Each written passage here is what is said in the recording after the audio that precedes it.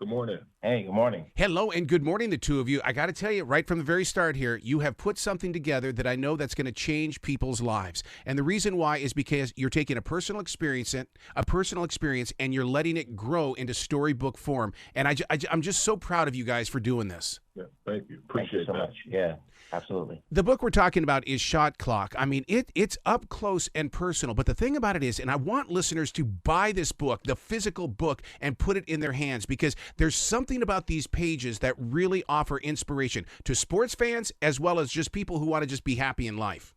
Yes, we were hoping that the book inspires people on and off the court, and that's kind of the emphasis is that there are goals that are attainable on the court, of course, but in the game of life, everyone can feel inspired and do a little bit better than what we were doing previously. And so the idea is to kind of rally around each other. The idea is about community, about supporting each other, and about trying to help each other manifest our dreams.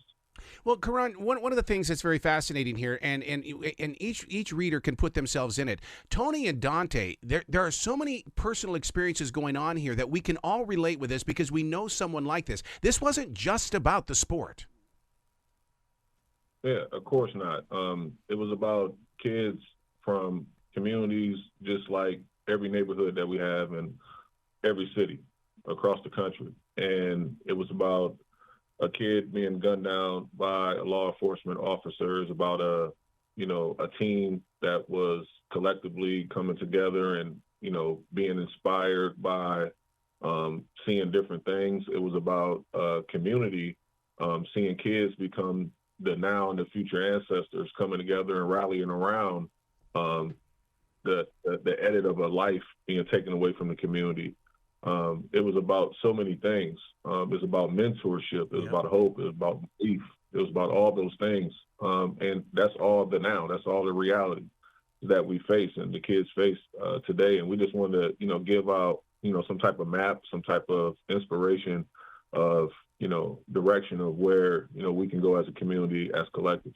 And Justin, you guys do that without thrusting it into our throats. I mean, it's like you guys are authentic, you're transparent. I mean, I love the way that you're using true communication. I always call it street speak in order to really get this story out. Yeah, the thing is we want this story to be as real and as authentic as possible. And we recognize that if we're trying to touch young people especially and influence their lives, we want it to be relatable to them. We want them to be feel like they're being heard and they're being seen. And so we didn't talk down to them. We didn't try to water down the message, but instead we sought to highlight the struggles that they're encountering, the struggles that we're all encountering across this country, and how we can all be a part of the solution. And so that's the most important part is how we can really have a lot of influence on the reality of someone else's dreams being manifested, being met. And so that's the emphasis. It's not so much about just about social justice or just about community or just about playing basketball. It's about all those things kind of merging together in this thing that we call life. Wouldn't you say, Caron, that it's also the art of listening? Because, I mean, Tony's story and locating the path and stuff like that, I mean, sure, he had to listen to his own heart. But the thing is, though, is that the atmosphere of outside his body was coming together as well. Absolutely. I think things was, just aligning for him. And, I go back to the importance of mentorship. It's important for people to have figures that you respect, that you believe in, and that's actually a visual representation of exactly what they say they're about. And Tony had that. Coach James was an individual that, everyone respected. Everyone respected his path, his plight, and they was willing to follow in his messaging and his direction of, where he was sending them. Speaking of mentorships there, Mr. Justin, look at this. I mean, you're the co-founder of CLE Reads Book Festival. My God, I mean, that you talk about a connection with future readers as well as those that will grow into reading as well as doing greater things in life. Yeah, absolutely. The CLE Reads Book Festival, we started that in 2019 with a special emphasis on getting books into young people's hands.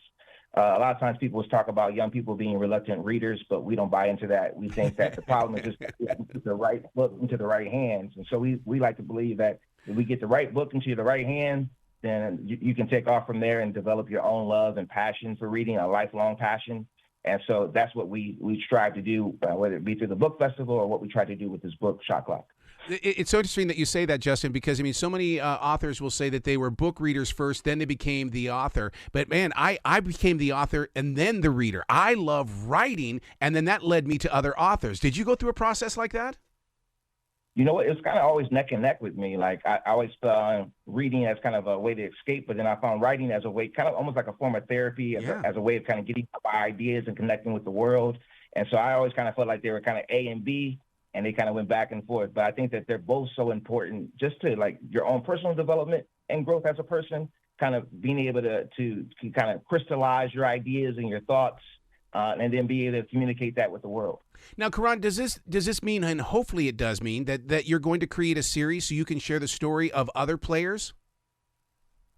Absolutely. It's no ceilings to where this series can go, and I think it's important that now that we've made that connection with our audience, with people in real time, the future ancestors, I think that we have to grow with them, and we have to keep evolving these characters with them as they grow as well. Oh, I love it.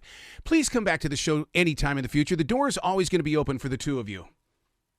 Thank you. We so much appreciate it. Thank you so much for your time and support. You be brilliant today, the two of you, okay? Likewise. Absolutely. Take care.